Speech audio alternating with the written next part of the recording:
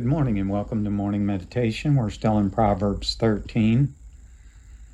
A wicked messenger falleth into mischief, but a faithful ambassador is health. Poverty and shame shall be to him that refuseth instruction, but he that regardeth reproof shall be honored. Desire accomplished is sweet to the soul, but is the abomination to fools to depart from evil. He that walketh with wise men shall be wise, but a companion of fools shall be destroyed. Evil pursueth the sinner, but to the righteous good shall be repaid. Again, many good principles talking about who we should fellowship with, how we should fellowship, and what we do in our fellowship. The Bible is very clear that if we hang around wicked people, we're going to learn their ways. I give this illustration often, but it's very appropriate, and if you think about it, it'll help you out. If I have 7 good apples and 1 rotten apple, I set that rotten apple in the middle of the 6 good apples, I'm not going to have a 7th good apple. That rotten apple is going to pull all the rest down. I'm going to have 7 rotten apples. A Christian, you cannot hang around the wrong people and the wrong influences and expect to end up in the right place. But the blessings that are defined here, he that accepteth reproof. Hey, Christian, I want to encourage you, be correctable. I know Christians that are just stubborn as an old goat. I mean, they're just uncorrectable. It's just incredible to me that people will not receive an admonition from the Word of God. Boy, they can be corrected by their boss at work. They can be corrected by other people, but you correct them with the Bible and they're gone. They're out of church. Don't be like that.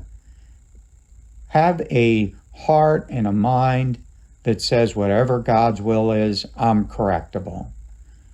When you drive your car, you first learn to drive the car. Boy, you focused on all of the corrections. But after a while, you make thousands of corrections every time you drive somewhere and back and don't even think about it. When you allow biblical principles to make decisions for you, yeah, at first you have to concentrate on it. It seems difficult, but the more you allow biblical principles to make your decisions for you, pretty soon it becomes second nature, supernatural, not natural.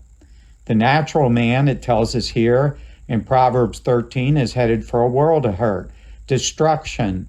He's going to end up doing things and hurting themselves. And unfortunately, I've seen a lot of people end up here and blame God for it. Don't be like that. Have a soft heart.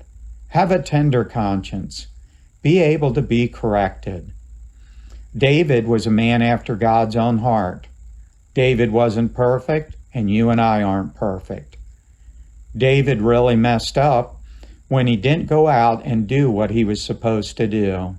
He stayed at home, got into a relationship with a married woman, and tried to cover it up. But God came to him, and the prophet gave him a story of 4 little lambs, and David responded. He said, "You're right, I did it."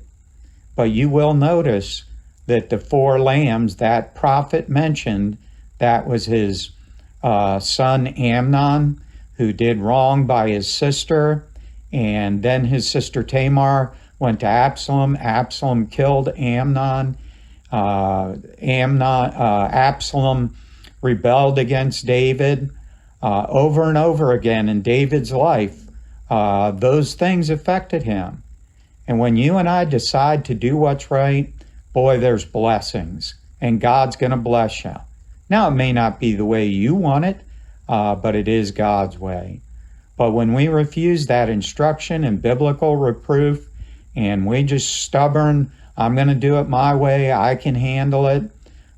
Just like one of my girls when they were young, 2, 3 years old, "Daddy, I can tie my shoes." And 2 hours later, they'd be sitting there crying, frustrated, and their shoes would have to, it was all in knots, and I would have to untangle the knots and tie their shoes.